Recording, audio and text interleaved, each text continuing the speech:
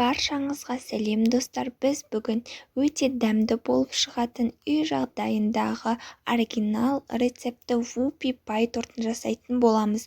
Ол өте дәмді болып шығады. Сондықтан видеоны соңына дейін қараңыздар. 120 грамм сары май мен 100 грамм шоколадты ерітеміз. Ыстық буда немесе микроволновкада, мен ыстық буда водяной баняда еріткен болатынмын.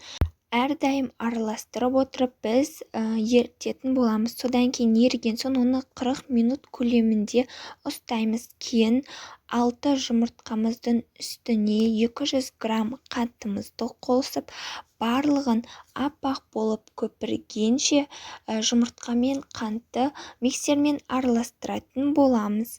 5-7 минут көлемінде. Содан кейін ерітілген шоколадымызды қосамыз. Қосып тұрып тезірек араластырамыз, себебі жұмыртқамыз пісіп кетуі мүмкін. Барлығын жақсылап араластырған соң біздің құрғақ ингредиенттеріміздің барлығын жинап араластырып аламыз. Оның ішіне какао, қопсытқышты қосып, барлығын сол електің ішінде жақсылап араластырып, біздің ұнымызға 2 бөліп қосатын боламыз. Және де барлығын біркелкі болғанша миксермен араластырамыз.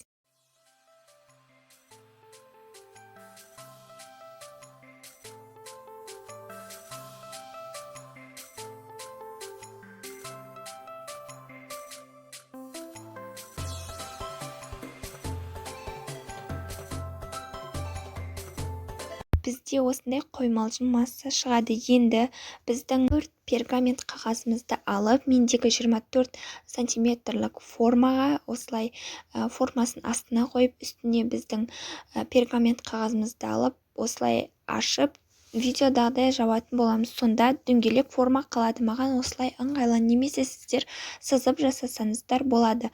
Төртеуін де барлығын осылай жасап шығамыз.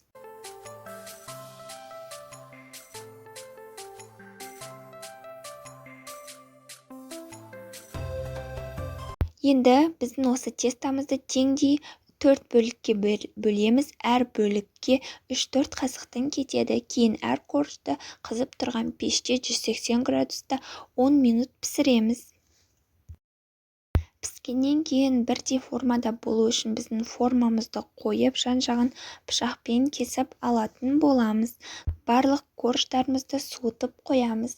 Ал енді кремімізді дайындайтын боламыз. Менің каналымда осы сливкимен қалай жұмыс жасау керектігі көрсетілген, содан қарап жасасаңыздар болады. Содан кейін осы бірінші жай жылдамдығынан бастап миксердің жоғарғы жылдамдығына дейін араластырамыз. Барлығын жақсылап араластырған соң маскарпоне немесе творожный сырды қосатын боламыз. Арасына дәміне қарай қант ұнтағын қосуды ұмытпаймыз.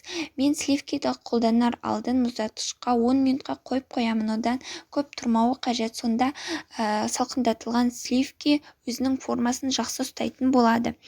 Бұл заттардың барлығы салқын болуы қажет. Содан кейін барлығын араластырсақ, қоюланғанша араластырамыз. Сонда біздің осы креміміз дайын болады. Ол формасын өте жақсы ұстайды.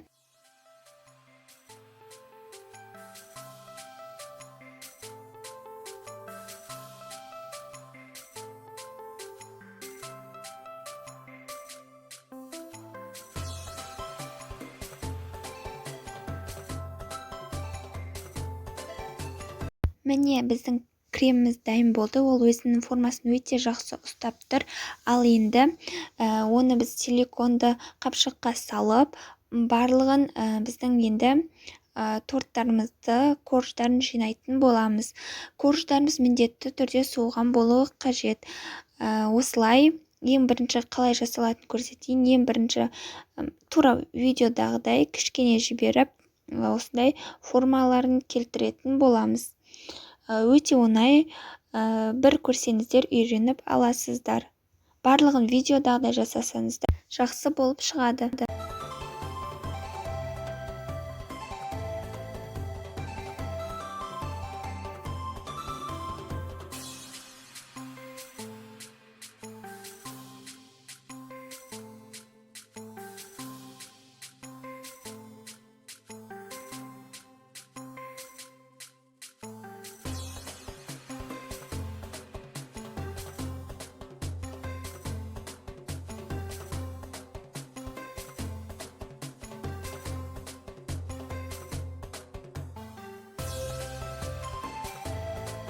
Ал енді кішкене холодильникке қойып алып 100 грамм шоколад пен сары майымызды араластырып ыстық буда немесе микроволновкаде ерітетін боламыз. Кейін оны кішкене суытып алған соң жағатын боламыз. Әйтпесе біздің креміміз еріп кетуі әбден мүмкін.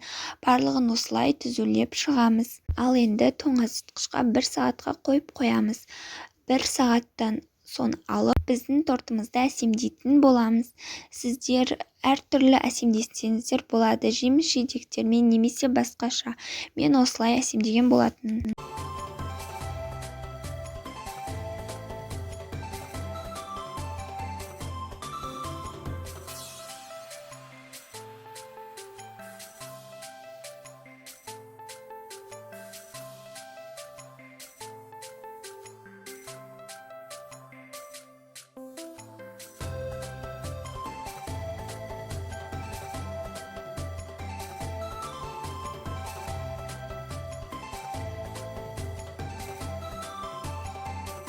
Міне біздің тортымыз дайын болды. Ол өте дәмді болып шықты.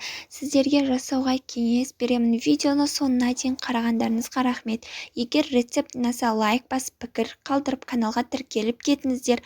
Ал енді тортымыздың дәмін көрейік. Кесілуі де өте жұмсақ, түрінен көрініп тұр, өте дәмді болатыны.